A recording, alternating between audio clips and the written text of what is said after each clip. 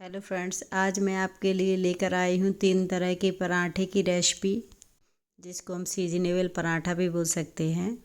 जैसे अभी ताज़ा ताज़ा हरी मटर, गोभी और ब्रोकली। तो मैंने इन तीनों चीज़ों से बनाए हैं पराठा। उसकी रेसिपी आपके साथ आज शेयर करूँगी। आप देख ही रहे हैं कितने बढ़िया पराठा दिख रहे हैं। जितने बढ़िया दिख रहे हैं उतने ही बढ़िया स्वाद में भी लगते हैं। तो चलिए इसको बनाना स्टार्ट करते हैं। जिसके लिए सबसे पहले हम लेंगे गोभी। गोभी को इस तरह से मैंने पत्ते वगैरह अलग करके रख लिया है और साथ ही लिया है आधा ब्रोकली।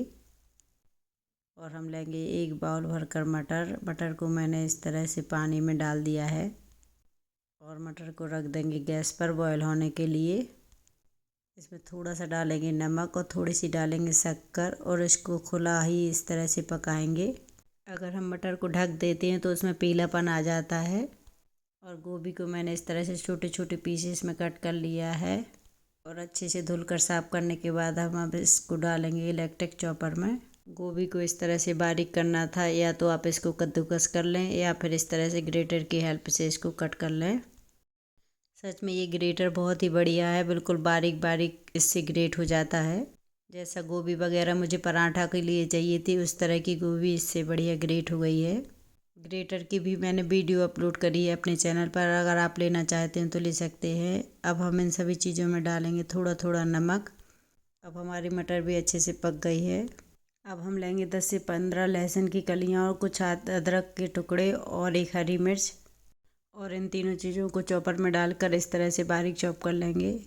साथ ही हम बनाएंगे पराठा के लिए ग्रीन चटनी। तो उसके लिए मैंने ली हैं 2 हरी मिर्च, 4 से 5 लहसुन की कलियां, 1 बड़े साइज़ का टमाटर। टमाटर को इस तरह से कट करके मिक्सर के जार में डालेंगे। इस तरह से हरी चटनी के साथ पराठा बहुत ही ज़्यादा टेस्टी लगते हैं।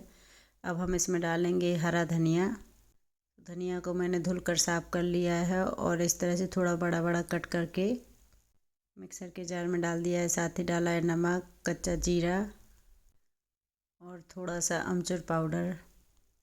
अब हम इसको पीस लेंगे। ये देखिए हमारी हरी चटनी बनकर तैयार हो गई है। आप देख ही सकते हैं कितनी बढ़िया चटनी दिख रही है। और इसको इस तरह से एक बाउल में ट्रांसफ़र कर लेंगे। अब हमारी हरी चटनी बनकर तैयार है। तो अब हम बनाएंगे पराठा। और गोभी में मैंने नमक डालकर रख दिया था, तो देखिए आप इसमें से इतना पानी निकल गया है और हाथों से दबा दबा कर इसका और पानी निकाल देंगे, ताकि इसका मॉइस्चर ख़त्म हो जाए और पराठा बेलने में कोई दिक्कत ना हो। दोनों हाथों से इस तरह से दबा दबा कर सारा पानी निकाल देंगे। इस तरह से सारा पानी निकालने से पराठे बेलने में कोई दिक्कत नहीं होती है। और आप देख ही सकते हैं कितना सारा पानी निकल गया है गोभी से। साथ ही मैंने ब्रोकली में भी नमक लगा कर रख दिया था, तो उसका भी पानी निकाल दिया है। अब आप देख ही सकते हैं कितनी ड्राई हो गई है। अब हम गूँथेंगे आटा पराठे के लिए। तो उसके लिए मैंने लिया है सादा आटा रोटी वाला और थोड़ा बेसन। और अब हम इसमें डालेंगे स्वाद के अनुसार नमक। आटे की क्वांटिटी के हिसाब से आप नमक ज़रूर डाल लें, क्योंकि नमक अच्छे रहने से ही इसमें अच्छा टेस्ट आता है। अब हम डालेंगे इसमें थोड़ा सा ऑयल। बस ऑयल को थोड़ा सा ही डालना है। अब हम नमक और तेल को अच्छे से मिक्स कर देंगे और साथ ही उसमें बेसन को भी मिक्स कर देंगे।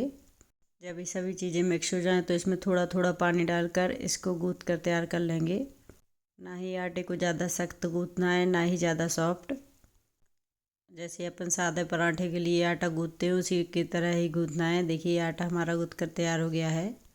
अब हम आटे को रख देंगे साइड में और मटर को लेंगे। मटर को मैंने इस तरह से एक स्ट्रेनर में पलट दिया था, तो उसका सारा पानी निकल गया है। अब हम इस तरह से एक पोटैटो मैशर की मदद से सारी मटर को इस तरह से दबा दबा कर बारीक कर लेंगे। अगर आप चाहें तो इसको हल्का मिक्सी में भी चला सकते हैं। अब आप देख ही सकते हैं सारी मटर हमारी अच्छे से मैश हो गई है। तो अब हम इन सभी चीज़ों में डालेंगे मसाला। ये देखिए हमारी गोभी, ब्रोकली और मटर तीनों चीज़ें बनकर तैयार हो गई हैं।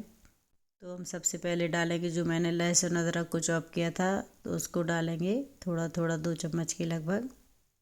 जब इस तरह से आप पराठा बनाएं तो इस बात का ध्यान रखें कि इनका पानी ज़रूर निकाल दें, वरना पराठा बेलने में दिक्कत होने लगती है और आप इसकी स्टफिंग भी अच्छे से नहीं कर पाएंगे। फिर भी अगर आपको किसी चीज़ में लगता है कि अच्छे से बेलने में दिक्कत हो रही है तो आप इसमें थोड़ा सा उबला हुआ आलू भी ऐड कर सकते हैं। अब हम डालेंगे तीनों चीज़ में हरा धनिया। इस तरह से पराठा सच में ये बहुत ही ज़्यादा टेस्टी लगते हैं। आप इसको शाम के डिनर में भी बना सकते हैं। साथ ही डालेंगे थोड़ा थोड़ा नमक, क्योंकि नमक मैंने पहले भी दोनों चीज़ों में डाल दिया था। अब हम डालेंगे थोड़ा थोड़ा मसाला, कच्चा जीरा, अमचूर, गरम मसाला, धनिया पाउडर, लाल मिर्च पाउडर, सारे मसाला थोड़ा थोड़ा ऐड कर देंगे। आप अपने अकॉर्डिंग मसालों को ऐड कर सकते हैं। मिर्च वगैरह आपके यहाँ जैसे खिलती हो उस हिसाब से आप डाल सकते हैं। पर एक बार इस तरह से पराठा ज़रूर ट्राई करिएगा। सच में ये बहुत ही ज़्यादा टेस्टी पराठा बनकर तैयार होते हैं। अब इन सभी चीज़ों को अच्छे से मिक्स कर देंगे ताकि मसाला अच्छे से मिक्स हो जाए और तीनों स्टफिंग हमारी बनकर तैयार हो गई हैं। अब हम आटे में से एक लोई तोड़ेंगे और इस तरह से इसको सूखे आटे में लपेट कर इस तरह से इसकी एक लोई बनाकर तैयार करेंगे। अब हम इसमें थोड़ा सा सूखा आटा और लगाएंगे और इसको एक थोड़ा बेलेंगे। बस अब हम इसको इस तरह से आधा ही बेलना है अभी। अब हम बनाएंगे सबसे पहले गोभी का पराठा। तो गोभी आप देख ही सकते हैं मैंने कितनी ज़्यादा स्टफिंग की है। इस तरह से आप हथेली पर इसको रखें और इस तरह से धीरे धीरे करके दबाते जाएं। देखिए आप चारों तरफ से इस तरह से अच्छे से पैक कर देंगे इसको, ताकि बेलने में कोई दिक्कत ना हो। अब मैंने इसको अच्छे से पैक कर दिया है। तो इसमें लगाएंगे फिर से थोड़ा सा सूखा आटा और थोड़ा थोड़ा इस तरह से हथेली से इसको दबाकर फैलाएंगे ताकि इसमें से गोभी बाहर ना निकले। और इसको बिल्कुल हल्के हाथों से ही बेलना है। देखिए इस तरह से ही, इस तरह से आराम आराम से बेलने पर इसकी स्टफिंग बिल्कुल भी बाहर नहीं निकलती है। और ये देखिए अब हम लगा लेंगे थोड़ा सा सूखा आटा और इसको थोड़ा सा और बेलेंगे। अब हमारा पराठा बिल्कुल बिल्कुल तैयार है। तो अब हम रखेंगे गैस पर तवा। अब जैसे ही तवा गर्म हो जाएगा तो सबसे पहले हम डाल देंगे उसमें गोभी का पराठा। अब हम लेंगे दूसरी लोई और उसको भी थोड़ा सा बेलेंगे। ये देखिए इस तरह से ही आधा ही बेलना है। एक एक कर कर मैं तीनों तरह के पराठा बनाना आपको बताऊंगी। अब जैसे ही ये आधा बेल गया है तो मैंने इसको भी हथेली पर रखा है और इस तरह से चम्मच से ब्रोकली भरना शुरू कर दिया है। आप देख ही सकते हैं मैंने कितने अच्छे से इसको भर दिया है। और इस तरह से अंगूठे से दबाते जाएंगे और इस तरह से पैक करते जाएंगे इसको। बस इस तरह से आप अच्छे से पैक करेंगे तो ये बिल्कुल भी बाहर नहीं निकलेगी। और इसको भी इस तरह से हल्के हाथों से बेलेंगे। जो तवे पर मैंने पराठा डाला था वो एक साइड से पक गया है तो उसको इस तरह से पलट देंगे। अब ये भी पराठा हमारा बिलकर तैयार हो गया है। अब तवे वाले पराठा पर डालेंगे हम इस तरह से ऑयल और इसको दोनों तरफ से अच्छे से गोल्डन ब्राउन होने तक सेक लेंगे। आप चाहें तो इसको घी या बटर में भी सेक सकते हैं, पर अभी ठंडियों में घी बहुत ज़्यादा जमता है इसलिए मैंने तेल में ही सेका है। अगर आप चाहें तो इसको बटर के साथ सर्व कर सकते हैं तो ये बहुत ही ज़्यादा टेस्टी लगते हैं। ये देखिए हमारा पराठा फूल भी रहा है और अच्छे से सिक भी रहा है गोल्डन ब्राउन। अब हमारा पराठा सिक कर तैयार हो गया है तो इसको हम निकाल कर बाहर रख देंगे। और अब हम तवे पर डालेंगे दूसरा पराठा। जब तक हमारा दूसरा पराठा सिकेगा तब तक हम मटर का पराठा भी इसी तरह से भरेंगे। देखिए आप देख ही सकते हैं कितनी बढ़िया तरीके से मटर भर रही है इसमें। इस तरह से चम्मच से इसको थोड़ा थोड़ा दबा देंगे ताकि ये बाहर ना निकले। और इसको भी हल्के हाथों से बेल कर तैयार कर लेंगे। अगर कहीं कहीं से मटर निकलती है तो थोड़ा हाथों से ठीक करेंगे और उसमें थोड़ा सूखा आटा डाल लेंगे। अब पराठा हमारा एक साइड से सिक गया है तो इसको भी पलट देंगे और दोनों साइड से ऑयल लगा देंगे। इसको भी उसी तरह से गोल्डन ब्राउन होने तक सेक लेंगे। आप देख ही सकते हैं, देखिए कितना बढ़िया पराठा सिक रहा है। अब हमारा मटर का पराठा भी अच्छे से बिलकर तैयार हो गया है। और ये देखिए ये पराठा कितना बढ़िया फूल कर सिक कर तैयार हो गया है। अब हम सेकेंगे मटर का पराठा। देखिए मटर का पराठा सिक रहा है हमारा। अगर आप चाहें तो इन तीनों चीज़ों को मिक्स करके भी बना सकते हैं, पर मैंने तो तीनों चीज़ों को अलग अलग बनाया था ताकि इसका अलग अलग टेस्ट आए। और आप भी हमारी तरह ही अलग अलग बनाकर ज़रूर ट्राई करिएगा, क्योंकि ये सच में बहुत ही ज़्यादा टेस्टी बनते हैं।